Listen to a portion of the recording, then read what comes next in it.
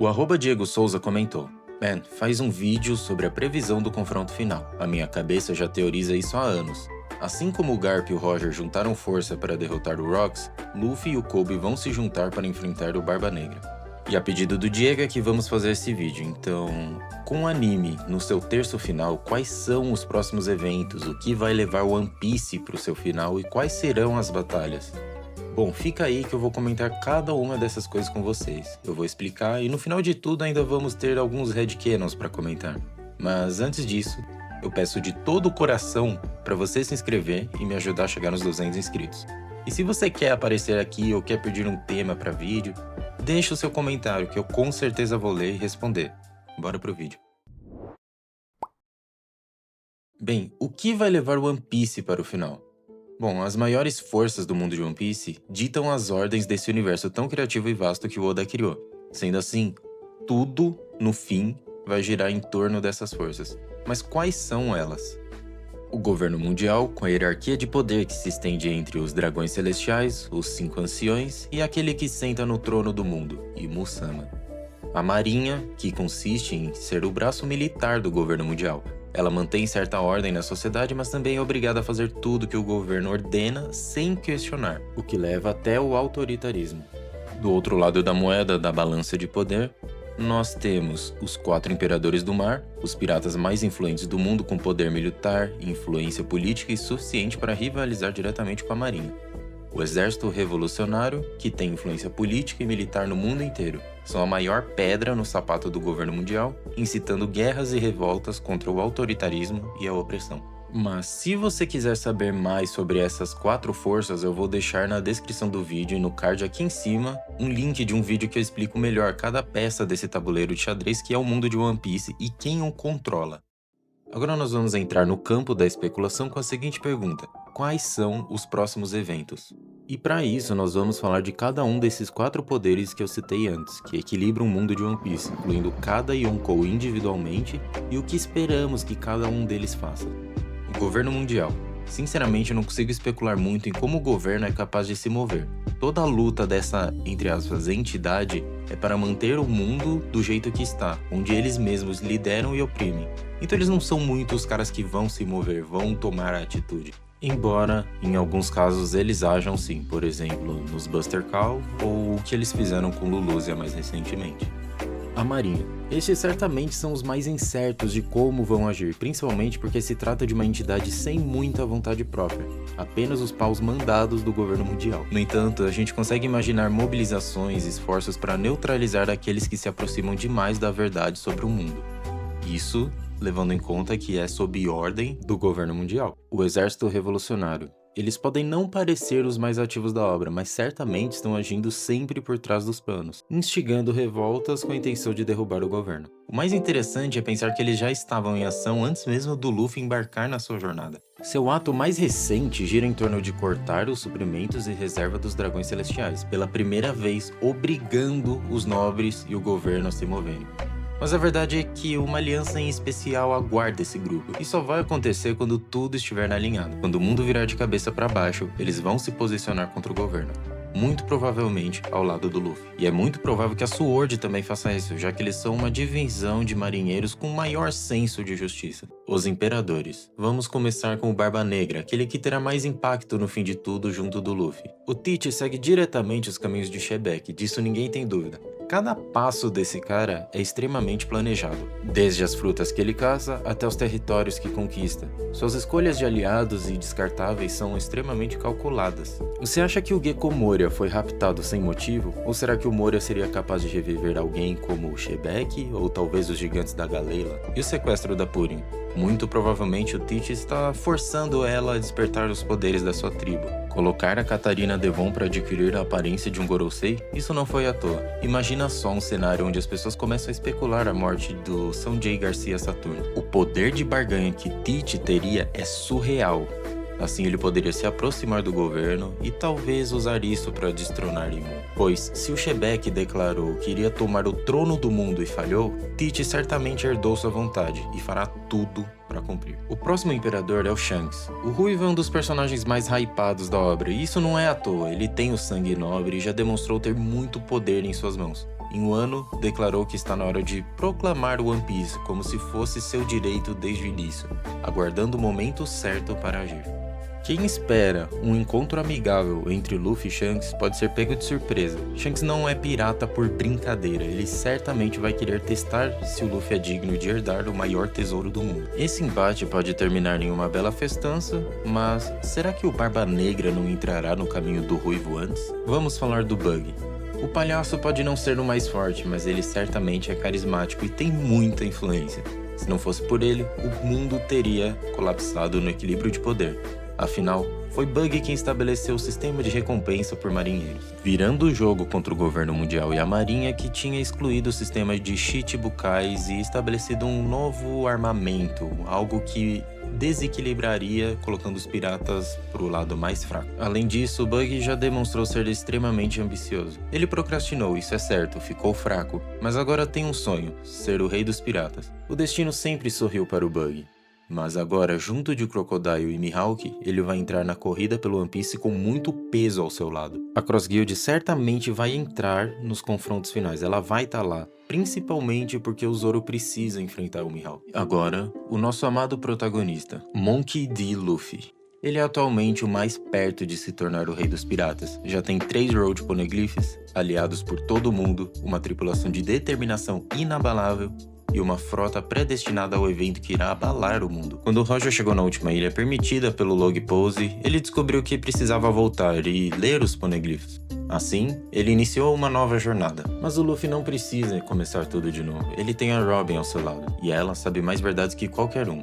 Armas ancestrais, história do mundo e o caminho para Laugh Tale.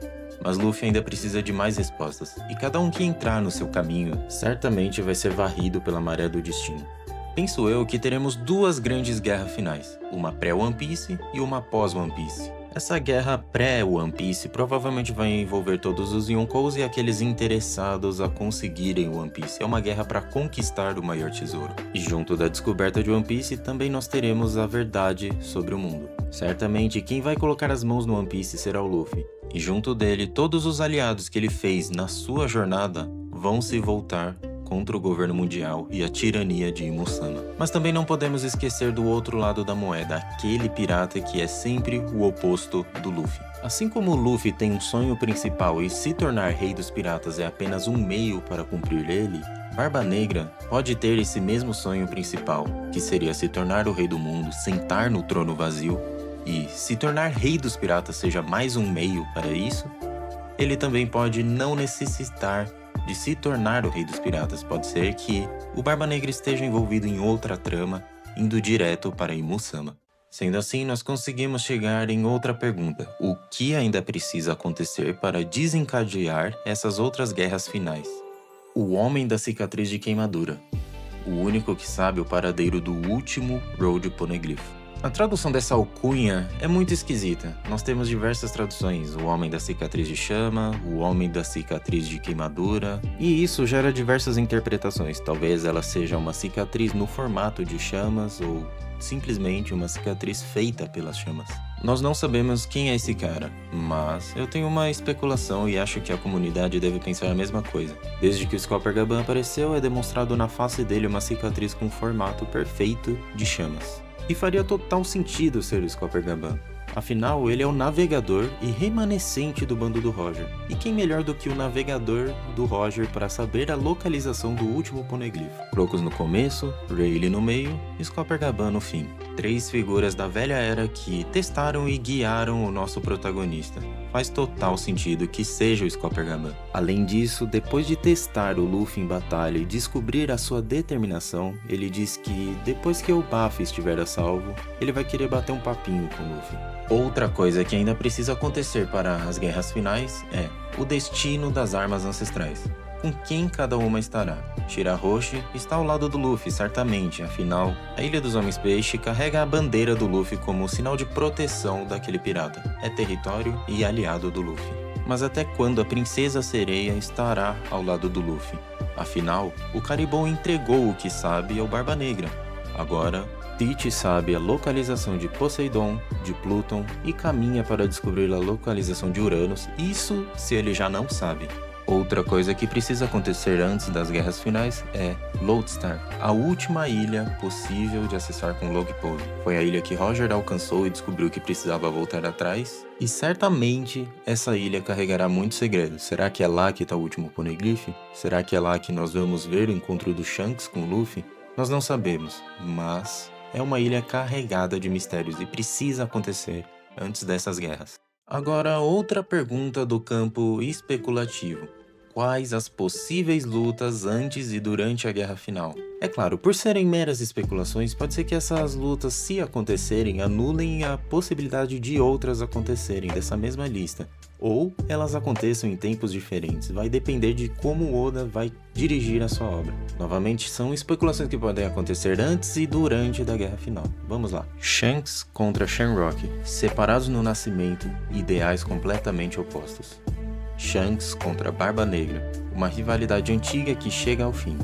Shanks e Luffy contra Barba Negra, uma batalha com um possível final trágico. Barba Negra contra Imu.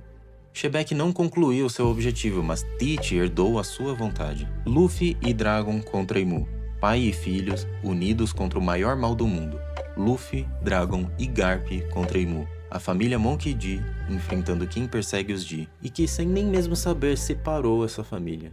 Dragon contra Imu, o maior criminoso do mundo contra o maior opressor da história. São lados opostos, um luta pela liberdade e o outro oprime. Mas se deixarmos alguém lutar contra Imu, nós podemos colocar o Dragon contra os Gorosei, os mais poderosos lacaios de Imu contra a pedra no sapato deles. Luffy contra Shanks, um duelo de verdadeiros piratas que envolve promessas desde o início. Luffy e Sabo contra o Barba Negra, os irmãos contra o assassino do ex.